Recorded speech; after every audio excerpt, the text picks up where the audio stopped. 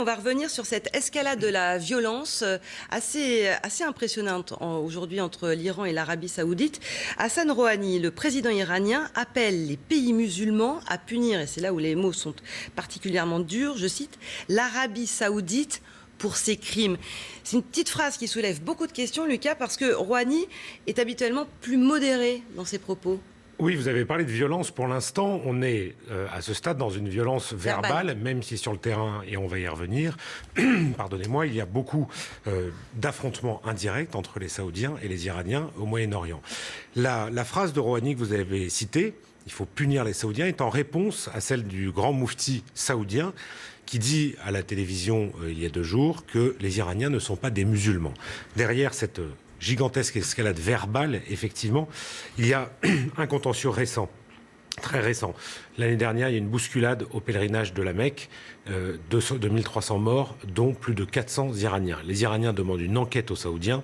Les Saoudiens font une enquête que les Iraniens n'acceptent pas. Ils estiment qu'ils ont bâclé le travail.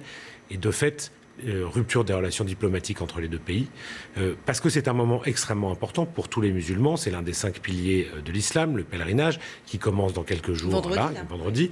Et du coup, les Saoudiens interdisent aux Iraniens de venir au pèlerinage de la Mecque cette année. Colère des Iraniens, colère qu'on n'avait pas entendue à ce point depuis plusieurs années, mais colère qui est, encore une fois, liée à ce micro-événement à l'intérieur du gigantesque pèlerinage de la Mecque, cette gigantesque bousculade, 2300 morts, plus de 400 Iraniens, et les Iraniens absolument furieux de ce qui s'est passé. Mais cette escalade traduit évidemment beaucoup plus.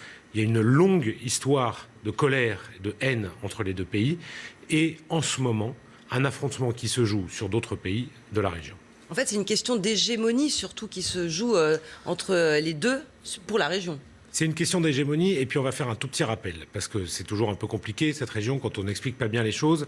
Les Iraniens ne sont pas des Arabes, ce sont des Perses, mais ils sont chiites, et c'est la première puissance chiite de la région.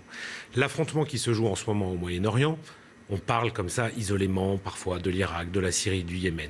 C'est une véritable guerre froide qui se déroule entre l'Iran et l'Arabie Saoudite. Chacune de ces 2 puissances régionales, ce sont les 2 plus grandes puissances de la région, essaye de prendre le contrôle politique, le contrôle géographique de la région. Cette guerre, elle se déroule dans 3 pays, 3 noms dont vous entendez beaucoup parler: Syrie, Irak, Yémen. En Syrie, les Iraniens soutiennent le clan Bachar el-Assad, et les Saoudiens défendent et arment les rebelles anti-Bachar. En Irak, les Iraniens soutiennent le pouvoir chiite et ont une influence majeure dans ce qui se passe, mais participent largement à la lutte contre l'État islamique et accuse l'Arabie Saoudite d'aider l'État islamique en Irak.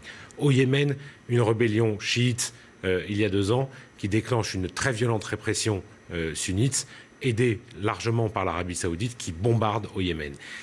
Ces 3 pays sont victimes, entre autres problèmes qu'ils ont, mais victimes de cette guerre qui se joue entre l'Iran et l'Arabie Saoudite, et les mots qui sont utilisés par le président Rouhani ou par l'ayatollah Khamenei aussi, la Khamenei qui a utilisé lui aussi des mots très violents contre l'Arabie Saoudite ces derniers jours, c'est le point culminant d'une guerre qui est en train de se jouer.